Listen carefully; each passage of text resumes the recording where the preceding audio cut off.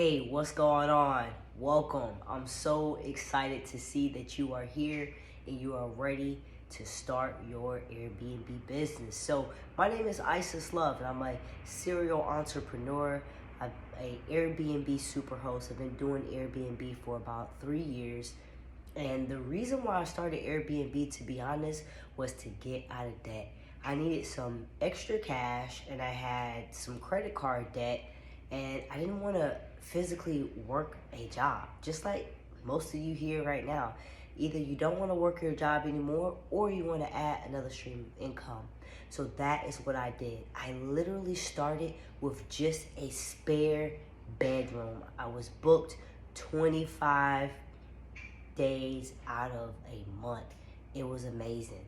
And then I branched off and did some more house hacking and also some single units.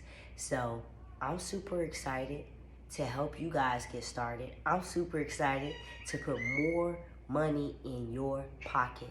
Make sure you not only go through these modules, but you also take notes. Wishing you the best luck.